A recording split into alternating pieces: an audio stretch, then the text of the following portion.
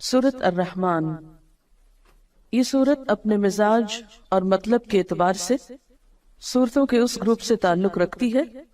جو مکی زندگی کے اس دور میں نازل ہوئی جب آپ صلی اللہ علیہ وسلم کی تکذیب اور مخالفت جوش پر تھی، اور وہ آپ سے بار بار اس بات کا مطالبہ کر رہے تھے، یعنی آپ کے دشمن، کہ انہیں کوئی نشانی دکھائی جائے، کوئی معجزہ دکھایا جائے، اور اگر ان کے مطالبے پر معجزہ یا عذاب نہیں آتا تو پھر وہ محمد صلی اللہ علیہ وسلم کی دعوت کو نہیں مانیں گے، اور اگر دنیا میں عذاب نہیں آتا تو اس کا مطلب یہ ہے کہ آخرت میں بھی نہیں آنے والا۔ اس کانٹیکسٹ میں یہ سورت نازل ہوئی۔ اس سورت میں ایک آیت فَبِأَيِّ آلَاءِ رَبِّكُمَا تُكَذِّبَانِ کی بار بار تکرار ہوئی، تو یوں لگتا ہے کہ جیسے مخالفین اپنی ضد میں مبتلا تھے، تو اللہ سبحانہ وتعالیٰ کی طرف سے بھی جو کلام آیا اس میں ان کے جواب میں مختلف آیات کو بار بار دہرا کر ان کی ضد کو ختم کیا گیا۔ کسی بھی بات کو بار بار کرنے کا مطلب کیا ہے کہ مخاطب کو وہ حقیقت اچھی طرح سمجھا دی جائے، اس چیز کی طرف توجہ دلائی جائے جس کی طرف وہ توجہ نہ دینا چاہتا ہو۔ قرآن پاک کا یہی انداز دراصل ایک مؤثر انداز ہے کہ وہ مخاطب کے مزاج کو سامنے رکھ کر بات کرتا ہے۔ مخاطب اگر ضد میں مبتلا ہے تو اس کی سوچ کی اصلاح کے لیے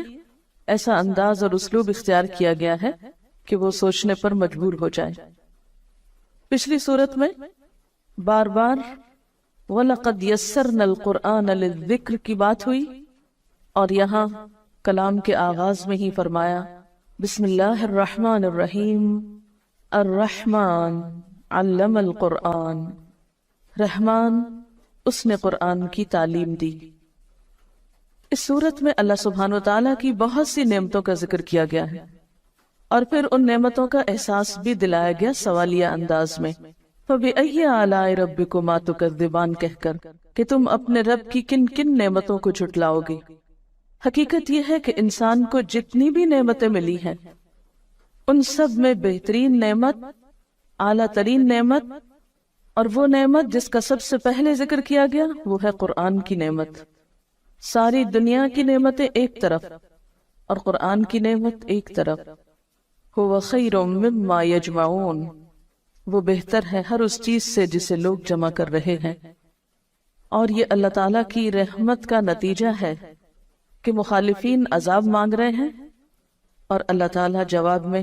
اپنی رحمت کے طور پر ان کی اصلاح کے لیے قرآن بھیج رہا ہے۔ الرحمن، بے حد مہربان، بہت مہربان، علم القرآن، اس نے تعلیم دی ہے قرآن کی، اس نے سکھایا ہے قرآن۔ اہل مکہ کہتے تھے کہ یہ قرآن کسی انسان نے یا کسی جن نے آپ کو القاء کیا ہے، یا آپ نے خود لکھ لیا ہے، یا کوئی اجمی غلام آپ کو اس کی تعلیم دیتا ہے، یا کچھ اور لوگوں کا خیال ہے کہ اہل کتاب کے علماء سے آپ نے شاید کچھ سیکھ لیا۔ فرمایا نہیں، کسی سے بھی کچھ نہیں سیکھا۔ علم القرآن، یہ قرآن رحمان کی تعلیم ہے، رحمان نے سکھایا ہے۔ اللہ تعالیٰ نے اسے نبی صلی اللہ علیہ وسلم کو سکھایا اور بذریعہ جبریل امین سکھایا، جس کا ذکر پیچھے سورۃ النجم میں گزرا، علمہ شدید القوا۔ اور پھر آپ صلی اللہ علیہ وسلم نے صحابہ کرام کو سکھایا، اور اس سے یہ سلسلہ چل نکلا جو آج تک باقی ہے اللہ کے فضل سے۔ تو قرآن کی تعلیم دینا ایک بہت اعلیٰ درجے کا کام ہے جسے رحمان نے اپنی طرف منسوب کیا۔ الرحمن علم القرآن، اللہ تعالیٰ کی صفات میں سے بہترین صفت اس کی صفت رحمت ہے، اور اس میں بھی مبالغے کا صیغہ رحمان ہے، تو یہ اس کی رحمت ہے کہ اس نے اس کی تعلیم دی۔ اسی لیے بندوں میں سے بھی بہترین ان کو قرار دیا گیا جو قرآن سیکھیں یا سکھائیں۔ گویا جو شخص یہ چاہتا ہو کہ اس پر اللہ کی رحمت نچھاور کی جائے، اللہ تعالیٰ کی رحمتوں کو پائے، اس کے لیے پھر اس کے سوا کوئی راستہ نہیں کہ اس قرآن کو سیکھے اور سکھائے، یا اس کو لوگوں تک پہنچانے کے لیے کوشش کرے۔ اور یہ حقیقت ہے کہ جو شخص بھی اپنی زندگی، اپنے وقت، اپنے مال، اپنی صلاحیتوں کا کچھ حصہ بھی اس کی تعلیم کو عام کرنے میں استعمال کرے گا، اللہ تعالیٰ اس کی ان تمام چیزوں میں برکت پیدا فرمائے گا اور اپنی خاص رحمت سے نوازے گا۔ اور علامہ کا لفظ باب تفعیل سے ہے، جس کے معنی میں آہستہ آہستہ بتدریج ایک چیز دینا ہوتا ہے، یعنی قرآن پاک یک بارگی نہیں اتار دیا گیا بلکہ تھوڑا تھوڑا کر کے اتارا گیا۔ اور ویسے بھی قاعدے کے مطابق باب تفعیل جو ہے یہ متعدی ہوتا ہے، جس کا معنی یہ ہے کہ اس کے پھر دو مفعول ہوں گے، پہلا وہ علم جس کو سکھایا جائے یعنی پہلا مفعول، اور دوسرا وہ شخص جس کو سکھایا جائے۔ تو یہاں پر علم القرآن میں پہلا مفعول تو قرآن ہے، یعنی قرآن کی تعلیم دی، اور دوسرا کیا ہوگا کہ وہ شخص جس کو دی گئی یعنی رسول اللہ صلی اللہ علیہ وسلم، اور پھر آپ کے ذریعے سب تک یہ ہدایت پہنچائی گئی۔ تو الرحمن علم القرآن، رحمان نے تو ایک خاص طریقے پر قرآن کی تعلیم دی، آہستہ آہستہ سکھایا، لیکن ہم کیا چاہتے ہیں کہ ایک دم بس پورا کر دیا جائے، چاہے سمجھ میں آئے یا نہ آئے، دل میں اترے یا نہ اترے، عمل کا حصہ بنے یا نہ بنے۔ خلق الانسان، اس نے پیدا کیا انسان کو، اس نے انسان کی تخلیق کی، یعنی انسان بندر وغیرہ سے ترقی کر کے، یعنی جانور سے ترقی ارتقا کر کے انسان نہیں بنا، بلکہ انسان جانوروں سے بالکل ایک الگ مخلوق ہے،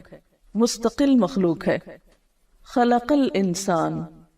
اس نے انسان کی تخلیق کی، یعنی انسان بطور انسان ہی پیدا کیا گیا، پہلے وہ جانور کے طور پہ نہیں پیدا کیا گیا۔ اور یہاں انسان کا لفظ بطور جنس استعمال ہوا ہے، یعنی سب انسان مراد ہے۔ یہاں پر اللہ تعالیٰ کی تخلیق کی صفت کا ذکر کیوں کیا جا رہا ہے؟ اس لیے کہ اللہ تعالیٰ نے جو تعلیم دی ہے قرآن کی، یہ اس وجہ سے دی ہے کہ اس نے انسان کو بنایا، وہ انسان کی حقیقت کو پہچانتا تھا، اس کی ضرورت ہدایت کو بخوبی جانتا تھا، اور اس ضرورت کو پورا کرنے کے لیے اس نے قرآن کی تعلیم دی ہے۔ اور آپ دیکھیے کہ جو خالق ہوتا ہے وہ مالک بھی ہوتا ہے، تو جو مالک ہوتا ہے اس کے ذمہ ہوتا ہے کہ مملوک کو کام بتائے کہ اسے کیوں بلایا گیا، کس کام کے لیے بنایا گیا۔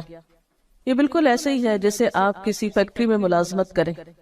تو فیکٹری کے مالک کا ذمہ ہے کہ آپ کو آپ کے کام کی نوعیت بتائے۔ جب بھی کسی کو کسی محکمے میں یا کسی ادارے میں یا کسی دکان پر یا کسی فیکٹری میں مملوک کے طور پر یا کام کے لیے بلایا جاتا ہے ایک امپلائی کے طور پر، تو جو مالک ہوتا ہے اس فیکٹری کا یا بزنس کا، اس کی ذمہ داری صرف یہ نہیں ہوتی کہ لوگوں کو بھرتی کر لے، بلکہ اس کی ذمہ داریوں میں یہ ذمہ داری نہایت اہم ہوتی ہے کہ وہ آنے والوں کو ان کا کام بتائے۔ تو اللہ تعالیٰ نے انسان کو پیدا کیا، وہ انسان کا مالک ہے، انسان اس کے آگے مملوک ہے، لہٰذا یہ اس کی ذمہ داری تھی کہ وہ انسان جیسی مخلوق کو پیدا کر کے عقل دے کر اسے یہ بتائے کہ اسے کس لیے بنایا۔